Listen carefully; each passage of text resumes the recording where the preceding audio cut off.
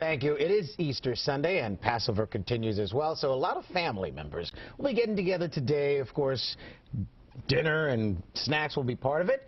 May Clermont from Fitness Together out in Latham is here to tell us some good choices and some choices not so good. Not so good, yeah. So today's a big day where everybody gets together, has a lot of great food, and we have a lot of Easter candy. So at Fitness Together, we don't tell our clients to stay away from the Easter basket because we all want some of those Easter treats, but we do teach them how to make better choices that are less damaging to the body. So right. I have a question for you. I'm just looking forward to see how you're going to convince folks to go from here, from this to this. I mean, look at this. I mean, this is a good basket of goodness. Yeah, so this looks very colorful, and there's a lot of great colors in here, but there's also a lot of food dyes in all of these, in these Jelly Bellies, the eggs, the Peeps, even the chocolate Easter Bunny. They're loaded with food dyes, and food dyes have actually been linked to neurological issues, behavioral issues, hypersensitivity, and tumor growth in children, developing children and adults. And a lot of countries have actually banned the food dyes. So today, there's some great alternatives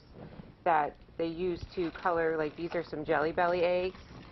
So these are still just like a jelly bean, but they're made from dyes that are made from vegetables versus chemicals, so they don't damage the body. Before we get to the good stuff, okay, just want to ask you, I heard some pretty damaging things about the Peeps themselves, specifically, right? I don't know specific. I mean, all of these. They're all pretty bad. They're also all full. Some of these things still have trans fats in them, and they're loaded with chemicals.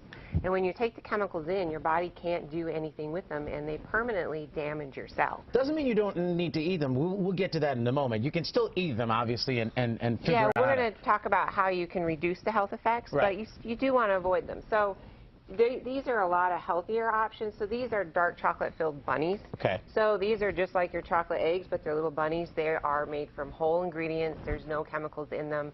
Still delicious.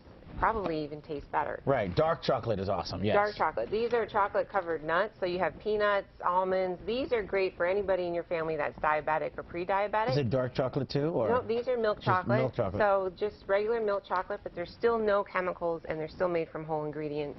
If you have somebody, the dark chocolate, which is loaded with health benefits. That's the good stuff. This is the good stuff, and it has very, very, very little sugar. So this is the stuff, like if you can eat this is the best thing to do. Anybody on a weight loss program, this is going to be ideal for them. It tastes pretty good, too. Dark chocolate is good. My wife is a big dark chocolate fan. So, yeah it's good. Yeah, there's a host of health benefits to these, so, especially for women. So a square a day is actually good.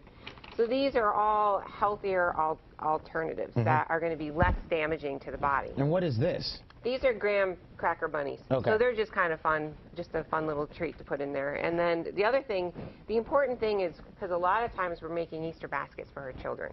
And in the development of our children, like what your children eat really determines who they're going to be and how their health's going to be and how well their brain functions as they get older. So this rather than this, a better choice. Much, much better choice. But if you do this.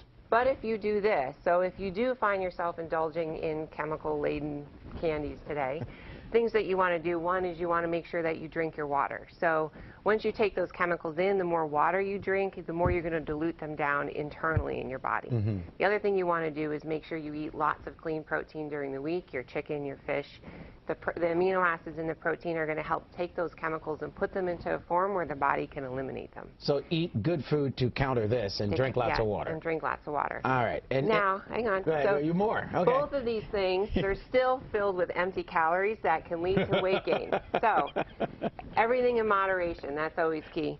So some things that you should do, like I know when I was a kid, I always had activities in my Easter basket, kite, badminton, things like that. So you want to try and incorporate that today, getting outside, going for that walk, doing something with the kids that's active to help undo all of the empty calories that you might take in today. Yeah, but this is dark chocolate.